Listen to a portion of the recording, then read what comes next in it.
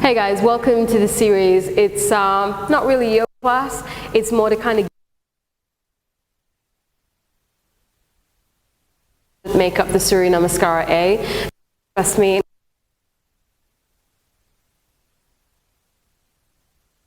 And I'm hoping that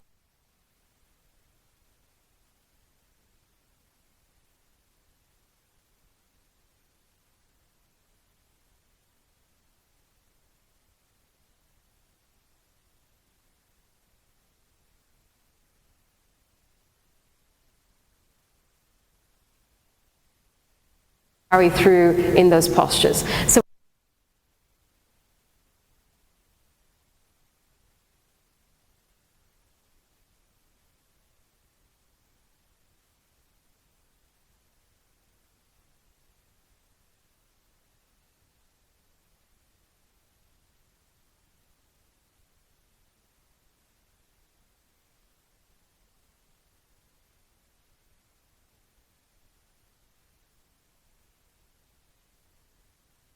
here we go. We worked on plank and now we got Chaturanga. So we come in from plank to Chaturanga in the Surya Namaskara A. You lean forward and lower down Chaturanga, and a lot of people find it hard to be here. So one of the things to remember when you're coming in Chaturanga as well, as I said in plank pose, you're not using the shoulders to carry your body weight. The body weight is being carried by your core strength. Ways to pull the energy back into your core are a couple different things. So one, you are actively pushing the floor away even as you're bending your elbows. Most people forget to continue pushing the floor away. They think about leaning towards coming into Chaturanga. You have to continue pushing the floor away and fighting gravity even as you're bending your elbows, and that will continue to power up your core strength, continue to make your core work so your body feels super light.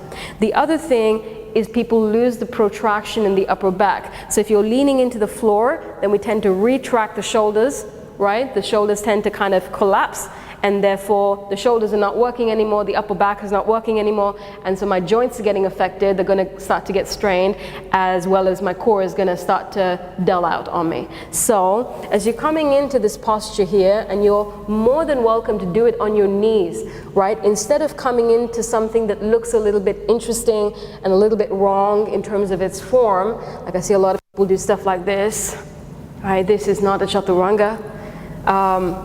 Instead of doing that, try and keep your form absolutely fine, even if you need to bring the knees onto the floor. So even with the knees on the floor, please do not drop the hips. The hips need to stay in line with the rest of the spine. So from the crown of the head to the tailbone, it's one straight line. So if you're in plank right here, you lean forward and you lower down. Keep pushing the floor away, keep the protraction in the upper back, and lift your gaze to look forward. You're holding here 3, 2, and 1. Push back and up to plank pose. Okay? So as you're coming into plank, whether it's on the knees or off the knees, especially off the knees, don't forget about to lengthen the body. So lift your gaze, you're reaching the crown of your head forward, and then you're pressing your heels back as well. Pushing the floor away with your arms and rounding the upper back a little bit to engage the core strength. Push back and up, knees come down to the floor. So a great way to start to build the strength for Chaturanga is to do plank push-ups, right? So you kind of have your hands on the floor, knees back a little bit, lean forward, lower down, and then push back and up. Lean forward, lower down, and push back and up. How to measure how low you need to go for your Chaturanga as well is to have a block underneath you. So you lean forward and lower down, push back and up. So you kind of understand how far you need to go. Lean forward and lower down, push back and up. So be honest with yourself. Allow yourself to get comfortable with the fact that you might be a little bit weak and that you need to become a little bit stronger. The other thing that you can start to do here is do plank to the belly, down towards the floor. Go nice and slow. Okay, so one of these guys. So lean forward and lower it down for 5, 4. You can even make it a 10 count. 3, 2, all the way down to the floor.